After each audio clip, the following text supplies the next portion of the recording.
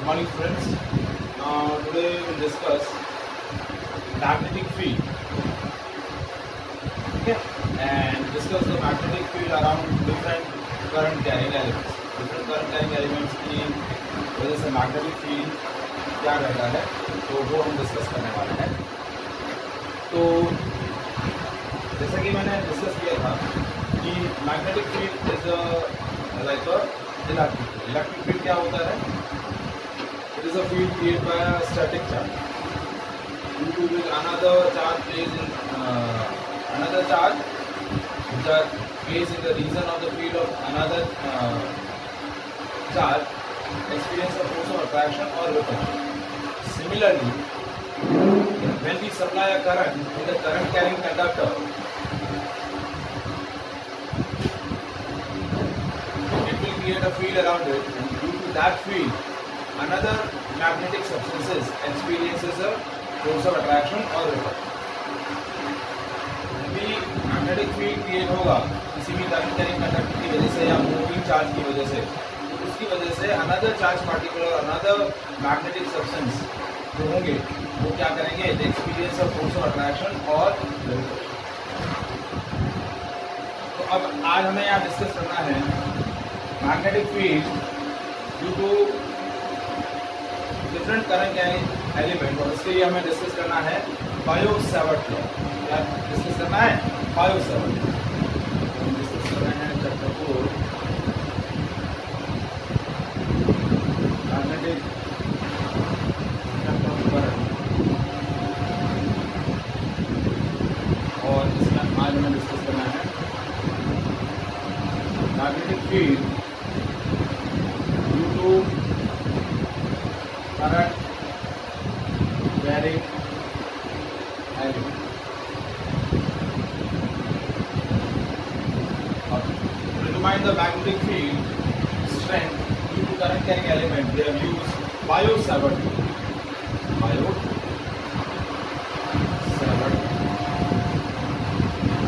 The scientists है Biot and Savart. They propose the explanation for the magnetic field to the different current carrying element. ठीक है, तो हमने क्या किया, एक पर्टिकुलर किसी भी शेप साइज का हमने करंट कैरिंग एलिमेंट लिया. This is a current carrying element.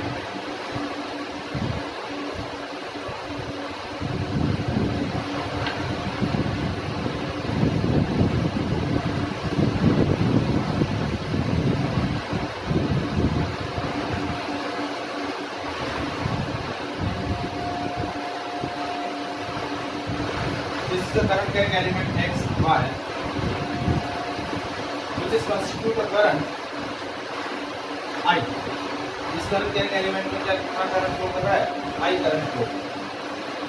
Now we choose a smaller current element of length dl. So consider a small current element of length dl constitute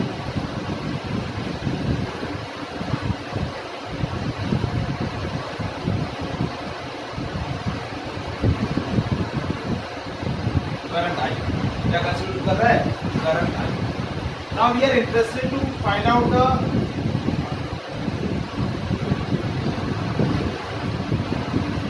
strength of magnetic field at a point P, which is at a distance r from this smaller current element. अब हमें क्या करना है, इस point P पर magnetic field की strength calculate करनी है, और ये जो पॉइंट P है which is at a distance r from the smaller current element. Now let's suppose strength of magnetic field at point P is equals to dB. इस point पर magnetic field की strength क्या है? Let's suppose dB. कितनी है? dB. Smaller element है, तो हमने क्या किया, इस स्मॉलर एलिमेंट की वजह से इस पॉइंट P पर मैग्नेटिक फील्ड स्ट्रेंथ कितनी है? So according to the Biot-Savart law, the strength of magnetic field at point P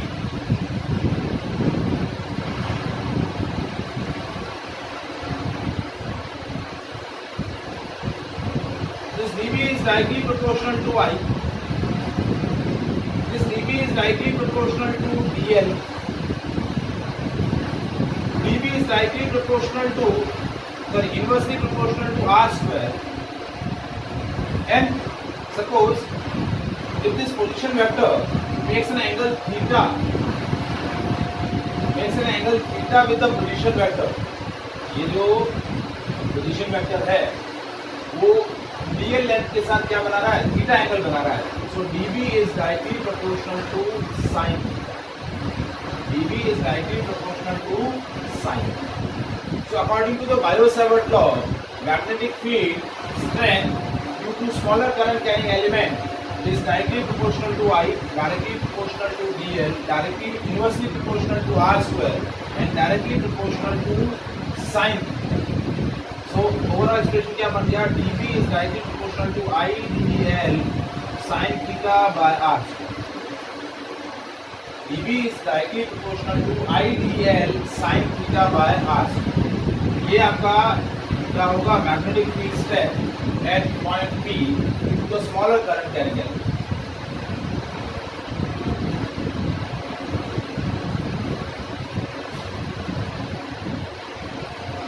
Now as we remove the proportionality sign, so we add a constant. That proportionality constant is mu naught upon 4 pi. क्या है, mu naught upon 4 pi I dl sin theta by r. तो ये आपका overall expression हो गया magnetic field strength का, mu naught upon 4 pi I dl sin. now mu naught क्या होगा, परमिएबिलिटी.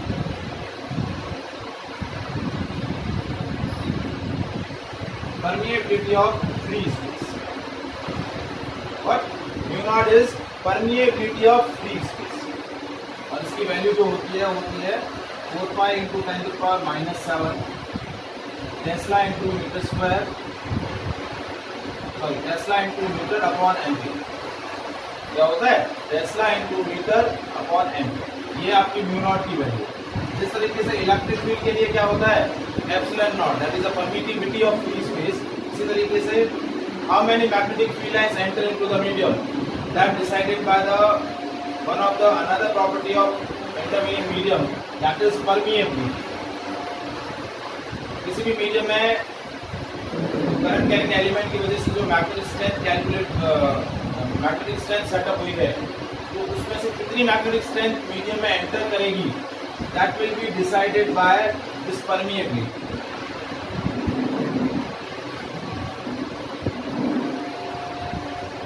तो ये जो आपका करंट कैरिंग एलिमेंट है, तो इसकी वजह से मैग्नेटिक फील्ड स्ट्रेंथ कितना आया, dB is equals to mu naught upon 4 pi I dl sin theta.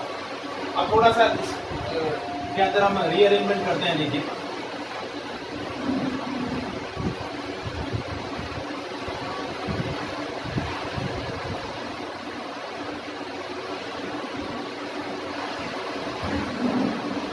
क्या है, देखिए dB is equals to mu naught upon 4 pi I dl sin theta by r. अब देखिए न्यूमरेटर और डिनोमिनेटर में मैं क्या कर रहा हूँ, r से मल्टीप्लाई कर रहा हूँ.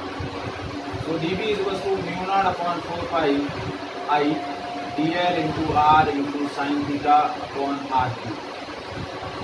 dl into r into sin theta, r का ऊपर नीचे मल्टीप्लाई. अब देखिए ये है आपका dl और ये है r और ये इसके बीच का एंगल थीटा. तो देखिए ये इसको मैं इस तरीके से ले रहा हूँ. देखिए ये जो dl है ये बेसिकली करंट एलिमेंट है, और करंट एलिमेंट आपका वेक्टर क्वांटिटी. कैसा क्वांटिटी है, वेक्टर. तो पोजीशन वेक्टर भी वेक्टर क्वांटिटी है, और ये जो करंट एलिमेंट है I dl ये भी एक वेक्टर क्वांटिटी. तो दो वेक्टर्स a और ये b, इनके बीच का एंगल थीटा. तो a क्रॉस b हम क्या लिखते हैं, A B sine. a cross b का मॉडुलस क्या लिखते हैं, ए बी साइन. तो यहाँ पर भी dl cross r into sine theta, इसको हम क्या लिख देंगे, mu naught I upon 4 pi dl cross r upon r. So that is the strength of magnetic field at a point P in the vector form. dB is equal to mu naught I upon 4 pi dl cross r upon r.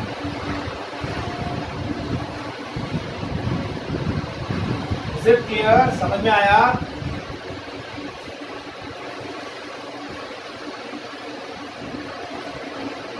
वंदन, मान्या, ये आपका point P पर magnetic field strength आ गया। अब जैसा कि magnetic field क्या है, वेक्टर क्वांटिटी है, तो ये तो हो गया मैग्नीट्यूड। अब हमें क्या कैलकुलेट करना है, डायरेक्शन। सो डायरेक्शन के लिए dl क्रॉस r, देखिए a क्रॉस b, a से b वेक्टर जिस डायरेक्शन में आप रोटेट करते हैं, जिस प्लेन में वेक्टर a और वेक्टर b प्रेजेंट है, उसके परपेंडिकुलर प्लेन में आपकी a क्रॉस b की डायरेक्शन है। जैसे आप a to b, vector a to vector b anti clockwise rotate कर रहे हैं, तो a क्रॉस b का डायरेक्शन होगा perpendicular to the plane outward. और यदि आप वेक्टर a से वेक्टर b क्लॉकवाइज रोटेट करते हैं, तो a क्रॉस b की डायरेक्शन होती है perpendicular to the plane inward, right hand screw rule.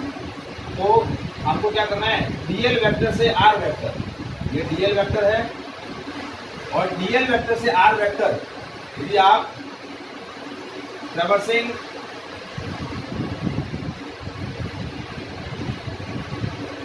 Of dl to vector r, dl vector to vector r is in anti-clockwise direction, then dB is perpendicular to plane outward, ठीक है। और आपका magnetic field क्या हो जाएगा, dB, और ये dot outward के लिए हम डॉट यूज करेंगे। और if the traversing of dl vector to r vector is in clockwise direction, इस डायरेक्शन में clockwise direction, then dB is perpendicular to the plane inward, और इसको हम किस तरीके से करेंगे, क्रॉस। देखिए राइट हैंड रूल यूज करना है।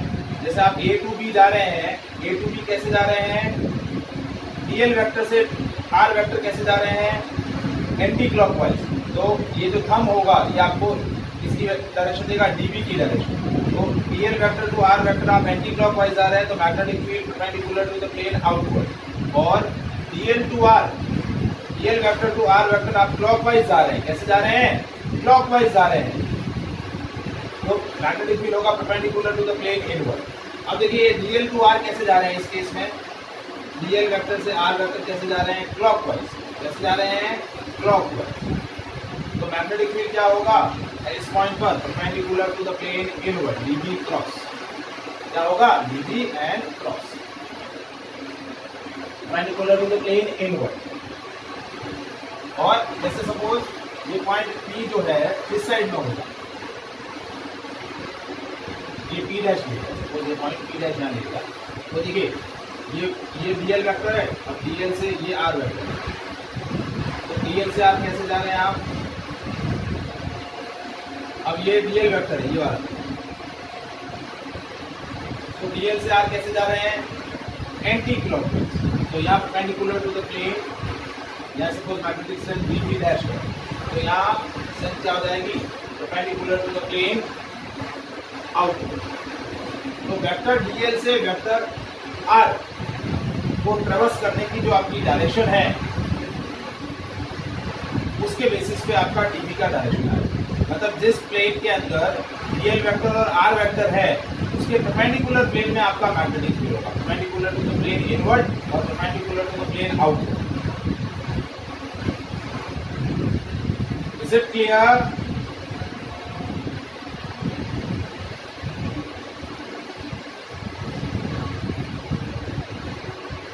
अब यदि सपोज मुझे इस पूरे करंट कैरिंग एलिमेंट की मैग्नेटिक स्ट्रेंथ कैलकुलेट करनी होती, now magnetic field strength due to the whole current carrying conductor XY, तो वो हो जाता dB, और that is the summation of total magnetic field, क्या हो जाता B, और that is equal to the summation of dB। मैं इस पूरे वायर को डीएल सेगमेंट के इनफाइनाइट सेगमेंट्स में क्या कर देता, डिवाइड कर देता। तो आपका टोटल मैग्नेटिक फील्ड क्या आएगा, summation of mu naught I upon 4 pi R cube multiply में डीएल क्रॉस, ये आपका टोटल मैग्नेटिक फील्ड होता है।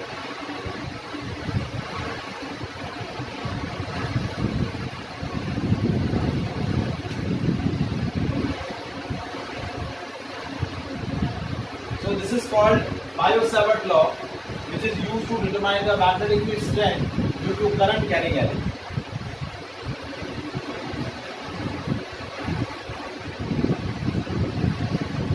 Any doubt in this part?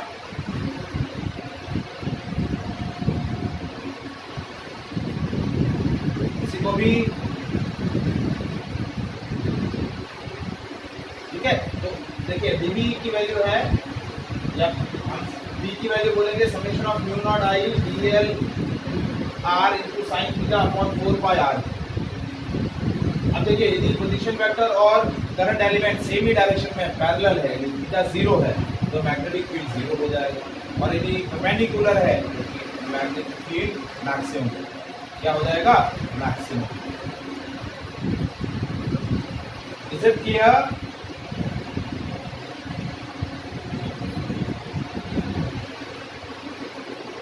Now we compare Biot-Savart law and Coulomb's law.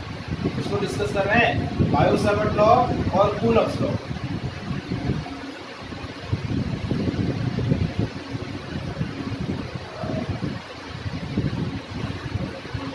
तो देखिए जैसा कि हमने डिस्कस किया, Biot-Savart law is used to determine the strength of magnetic field due to the current carrying element, और इसका strength हमने क्या निकाला, mu naught I into dl sine theta upon 4 pi r square, या फिर mu naught I dl cross r upon 4 pi are.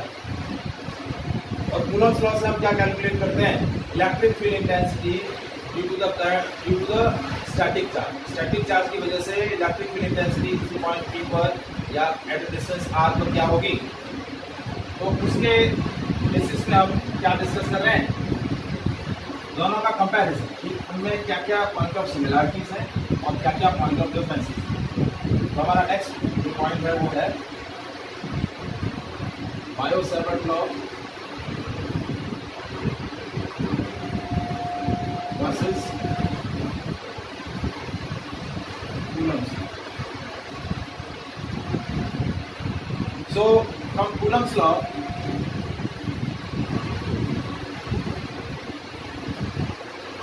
electric field due to smaller point charge dq at a distance r क्या होगा, dE equals to 1/4 pi epsilon naught dq by r। ठीक है, ये आपकी strength of magnetic electric field. और from Biot-Savart law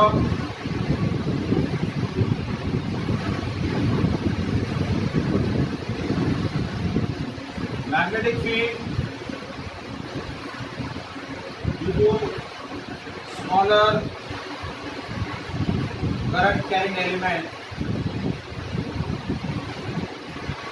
that is dB, that is mu naught upon 4 pi IDL sin theta upon r।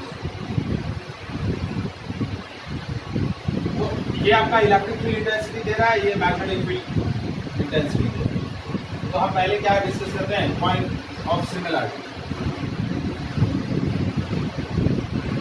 Point of similarity,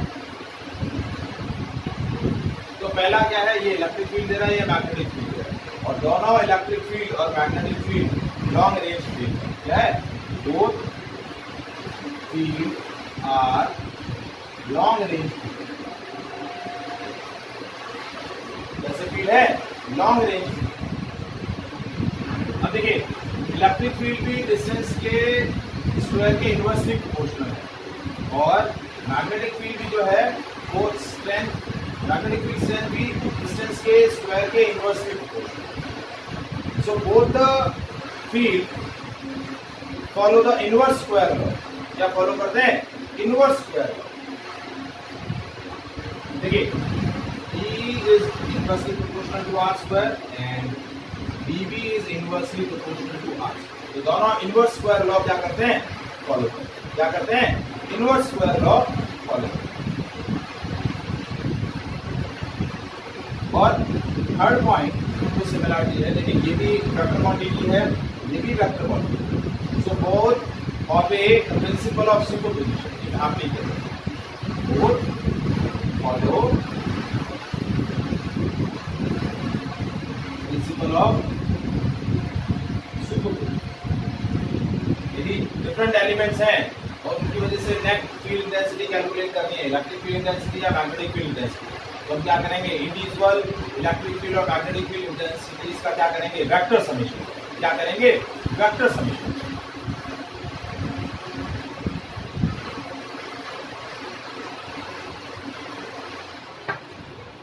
क्या करेंगे? Vector summation. Is it clear? Point of similarity समझ में आया? ठीक है, अब आता है डिफरेंसेस, पॉइंट ऑफ डिफरेंसेस।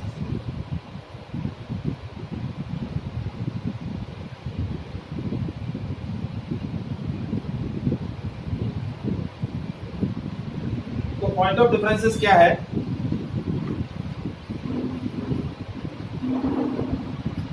अब पहला पॉइंट जो डिफरेंस का है, ये मैं यहां लिख रहा हूं बायो सेवर्ट लॉ और यहां लिख रहा हूं कूलम्ब्स। तो पहला डिफरेंस है, तो magnetic field is basically produced by a vector energy, vector source. ये जो आईडीएल है, करंट कैरिंग एलिमेंट, ये एक वेक्टर क्वांटिटी। क्या है? Vector quantity. So magnetic field produced by vector source।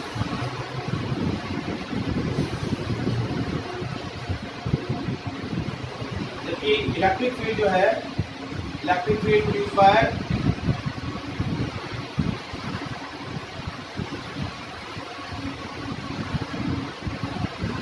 Scalar source.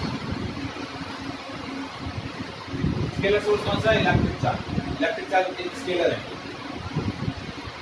ठीक है, अब सबसे इंपॉर्टेंट जो पॉइंट है डिफरेंस का, वो देखिए, इलेक्ट्रिक फील्ड इंटेंसिटी जो रहती है that is always along the displacement vector. जैसे पॉइंट चार्ज को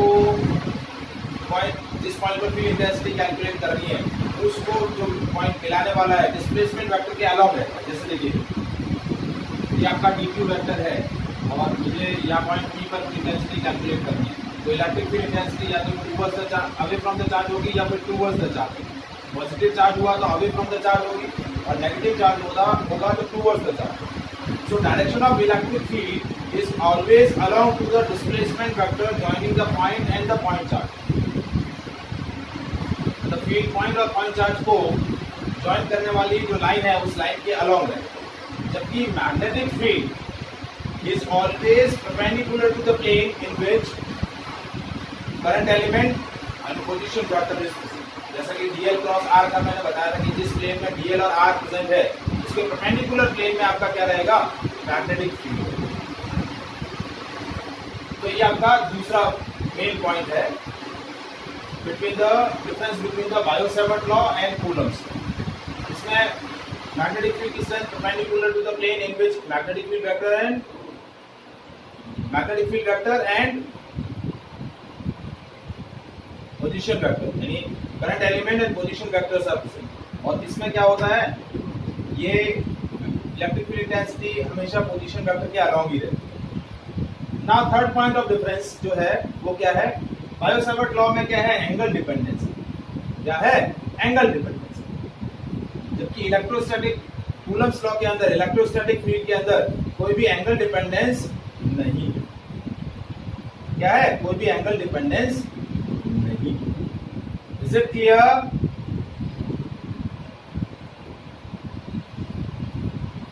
तो ये 3 पॉइंट ऑफ डिफरेंसेस थे, उसी तरीके से 3 पॉइंट्स ऑफ सिमिलैरिटीज मैंने डिस्कस किया। Any doubt?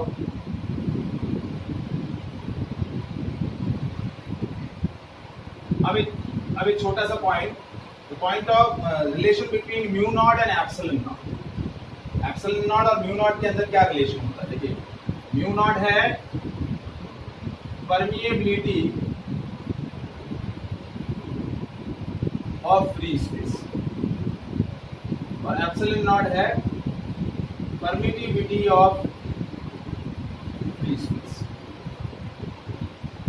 म्यू नॉट की वैल्यू होती है 4 pi into 10⁻⁻7 tesla into metre upon m, और एप्सिलॉन नॉट की वैल्यू होती है, एप्सिलॉन नॉट की वैल्यू कितनी होती है? 8.85 इंटू 10⁻12, ठीक है, और that is coulomb square upon newton into metre square, ठीक है। तो एप्सिलॉन नॉट और इन दोनों में क्या रिलेशन है? देखिए, मैं एक रिलेशन लिख रहा हूँ, 1/4 पाई एप्सिलॉन नॉट, ये के होता है और इसकी वैल्यू होती है 9 into 10⁻9 coulomb square, sorry newton into metre square upon coulomb square. तो एप्सिलॉन नॉट की जो वैल्यू आई, जब इन दोनों वैल्यूज को जब हम क्या कर लें, डिवाइड कर लें, और दूसरा एक रिलेशन, ये इक्वेशन 1, और दूसरा एक रिलेशन क्या है कि म्यू नॉट अपॉन 4 पाई की वैल्यू क्या हो जाएगी? 10⁻⁻7 tesla into metre upon m, ठीक है। इन दोनों इक्वेशन को यदि हम डिवाइड कर लें, क्या कर लें, इन दोनों इक्वेशन को, इक्वेशन 1 और इक्वेशन 2 को डिवाइड कर लें, तो क्या आएगा?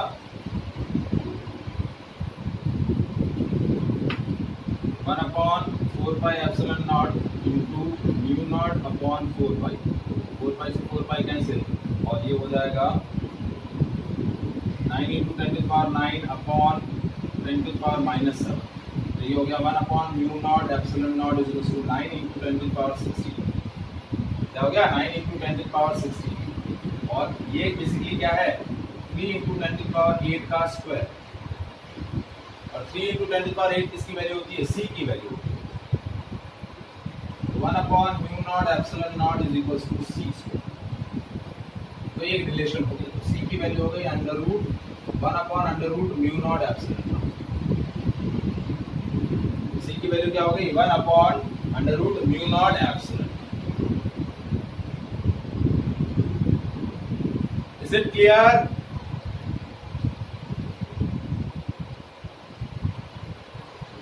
Any doubt in this part? Vandan, are you there?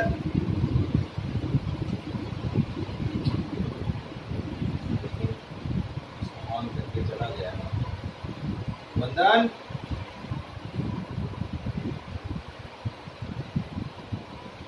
आगे हम डिस्कस करें मान्या।